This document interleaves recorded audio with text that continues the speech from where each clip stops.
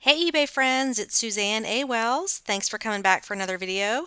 And it's Money Making Monday. The date is September 14th, 2017. So let's take a look at what some people sold that posted their sales on my Facebook group. I'll put a link to the group below the video if you are not a member or if you would like to go and check out the entire thread.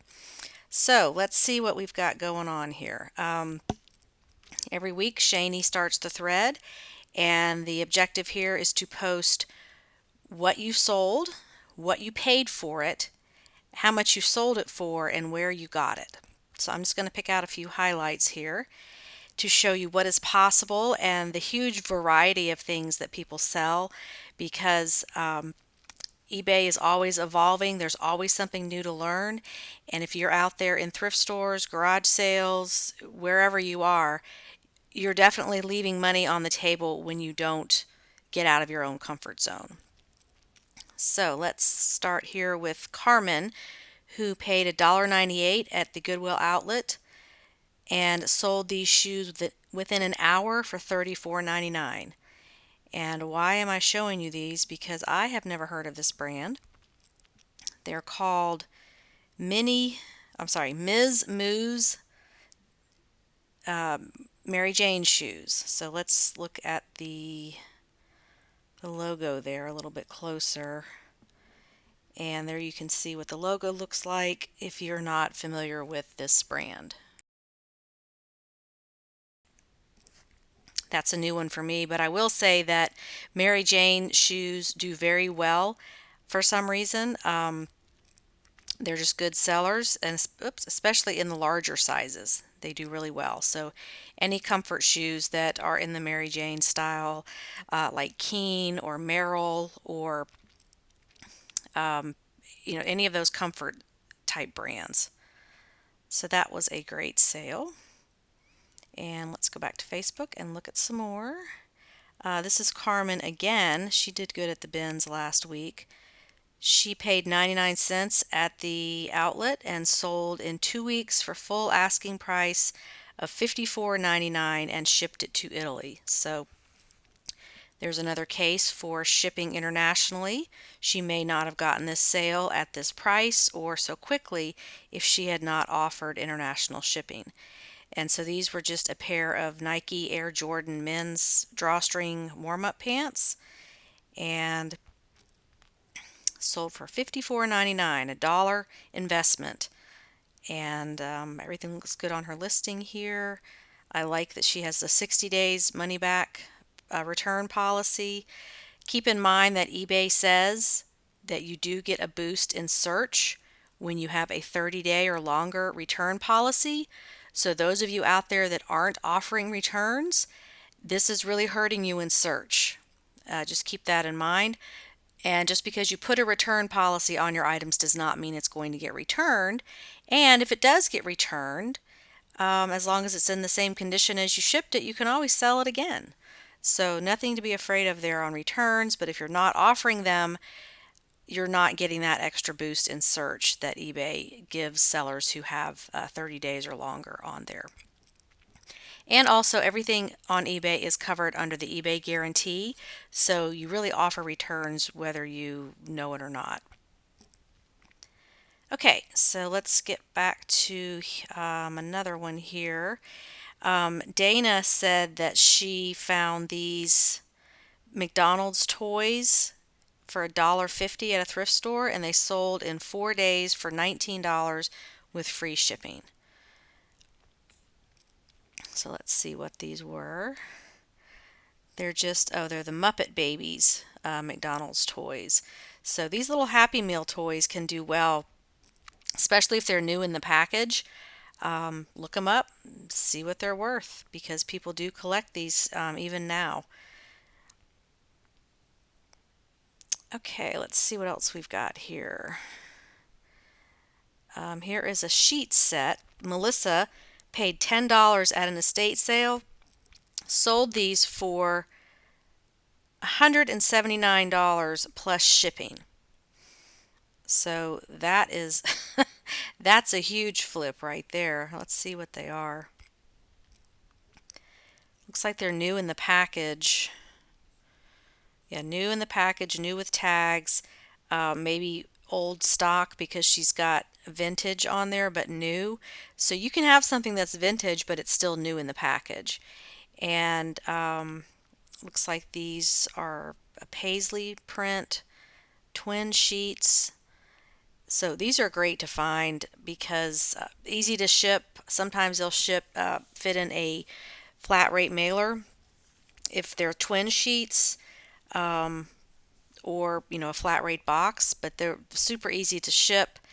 And she's got all the information in her description area. So that is a fantastic find. How much did she pay? $10, and she sold it for $179.99 plus shipping. So that is fantastic. Okay, here's another good one, A Littlest Pet Shop. This is highly collectible. Um, so this one is vintage 1995 by Kenner, Littlest Pet Shop, Sparkling Pets, Thirsty Guinea Pigs, and still new in the package. I mean, look at this. This is just like little tiny plastic things. These are so small.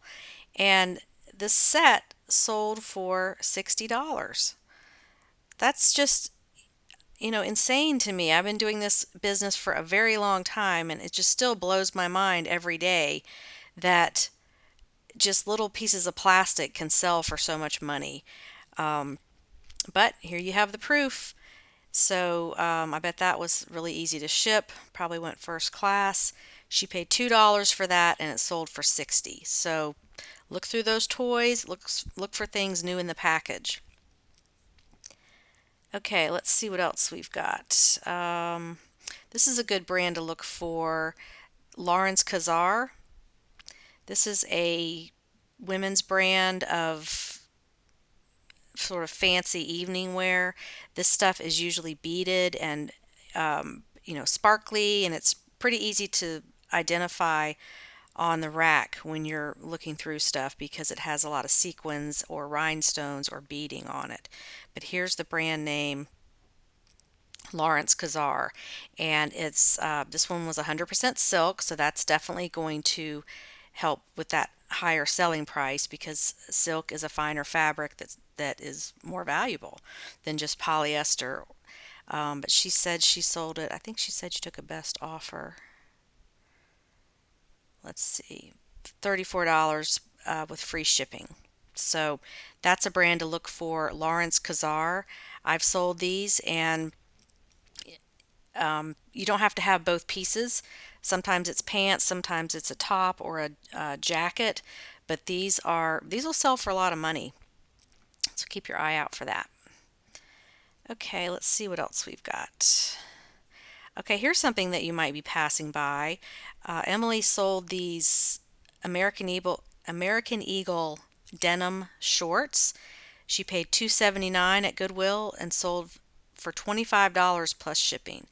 And really, there's just nothing special about these. They're just a pair of denim shorts. American Eagle isn't that high end of a brand, but this is one of those items that's just a wardrobe staple, you know, just everyday wear, no big deal. And she sold them for $30. Um, and they were a size 10, so that's not a super hard to find size or anything. But these are your bread and butter items that don't look, they're not super high end brands. There's nothing really special. It's just something that is commonly worn. Okay, let's see what else we've got. I'm going to go to one of Mark's listings here because I've got one of these bags. He paid $4 at an estate sale and it sold for 25 plus $7 shipping. This brand is called Travelon, and they make these anti-theft type bags and purses and backpacks. So these can go for a good price. So he's got his title optimized here with the brand, um, the item name, blocking slim shoulder bag and purse, because people call it both things, the color, and the style. Did everything right there. And he's got all his pictures there, including the tag from the inside to show that it actually is the brand he's saying it is. Um, so, I mean, this looks just like a basic black bag, nothing special about it, but this brand does have a following. And of course, his description is very good. One thing I want to mention to you all, you do need to fill in this description area. Some of you newer sellers think that just because you have the title and the item specifics, these little boxes that you check, that you don't have to write anything down here, and that is not correct.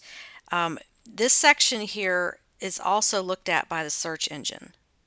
So if there's nothing in here, your listing is not optimized for search. So you need to write this. You write everything about the item that you possibly can, and don't put a whole bunch of policies and extra verbiage in here, because that confuses the search engine.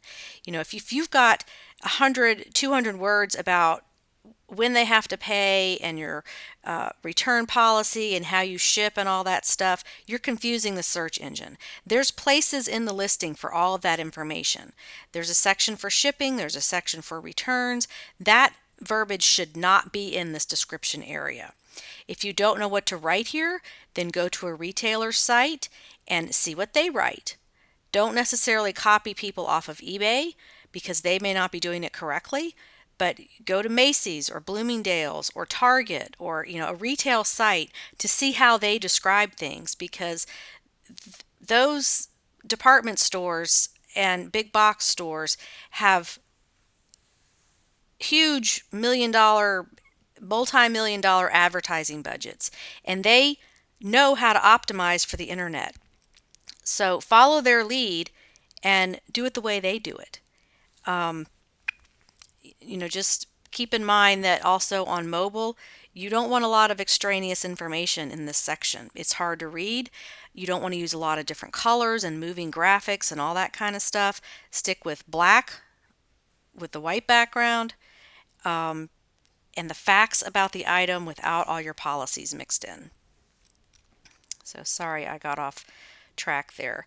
Okay, let's see what else we've got here.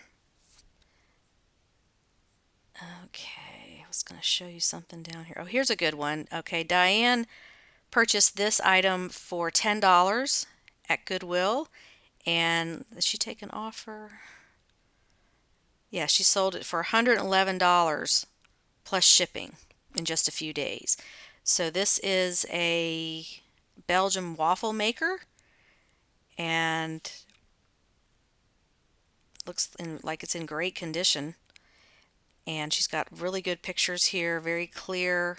You can see everything. You can read the tags on it. She's showing a picture where the power is working, the power light is on. That's a great thing to do, by the way, when you've got an electronic item. Turn it on and show it the lights lighting up so the buyer will know that it works. So this was a Waring brand professional Belgian waffle maker, and she's got the model number in the title. So that is a great flip. Good job on that one. Okay, let's see what else we've got here. Okay, well, my computer keeps sticking. Okay, here's another Bible. Bibles are great to sell. Catherine got this at a yard sale for $1, and she sold it for $25 in just a few days. So when you're looking through the books, Bibles are great to sell. This one's from 1978, so that might just be it's collectible, but it's a picture Bible, so that's unusual. That's something you don't see all the time. So what a great flip. Good job on that, Catherine. Okay, let's see what else we've got. Here are some printer cartridges. Andrea bought these for $4, and she posted them the next night. Had an offer for $20 almost immediately that she didn't respond to because she looked it up and realized she priced it low, but then someone came in and bought it for $24.99 plus shipping. So these sealed printer cartridges are great to sell. I see these all the time at thrift stores. The only downside to this is you may you may not know how old it is. And if it's too old, it could be dried up. I did have that happen a couple times selling printer cartridges over the years on eBay, and the the buyer says it's dried up, it doesn't work, and there's really no way to verify that. So just keep in mind that can happen, and that's the risk you run with selling things like this. Even though it's sealed, if it doesn't have an expiration date on it, you don't know how old it is and if what's inside is still usable. So just keep that in mind. Okay, let's see what else we've got here. Here's another Bible. Janae Brookins paid $1 for and sold in a couple of weeks for $25. So look up those Bibles and see if they're worth anything. Okay, here's a good one. Jane McCormick paid $3 at an estate sale, sold for $150 in 2 months. And this is Coogie or Coogie. I've heard it pronounced both ways. These are those crazy sweaters that just have all these crazy designs on them. But I've sold these for over $100 myself. So these are very easy to spot on the racks at thrift stores. And for some reason, they sell well around Halloween time. And I don't know why, but I've had that happen. So that was an awesome flip. Let's see what she paid for it. $3 and sold it for $150. So that is what eBay is all about right there. Okay, so I want to get down to the one that was on the cover because last week I neglected to talk about the item that I used the cover photo for. So this is Brian Rappaport. He got this for $12.50 at a garage sale, took best offer of $71 after being listed for a few months. And this is a vintage Roadrunner metal lunchbox. This is one of the things eBay is known for, are these types of collectibles. You don't run across these very often in Goodwill or thrift stores anymore because they know to pull these and price them higher. And some of the Goodwill stores that actually sell online or on eBay are going to put this online because it is so collectible and they want a larger audience to look at it. So the price will go up. But this is just to show you that these things are still out there and they are highly collectible. And what did he say he sold it for? $71 after being listed a few months. So that is still a great flip. I don't think I've ever found a vintage lunchbox because people just know to look for those. Hey, but they're out there and you may run across them. Okay, so let's do one more. Let's see what we've got here. Okay, here's something. There was a few different ashtrays on the Money Making Mondays this week, but this is something you may be passing by.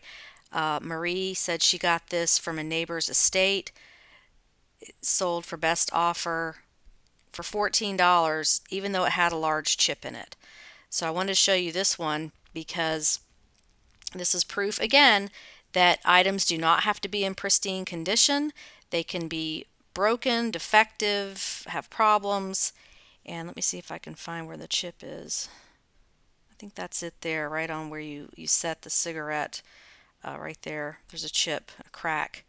But this is still a beautiful piece, and if someone's displaying this on a shelf, they could just turn it so the cracked piece doesn't show.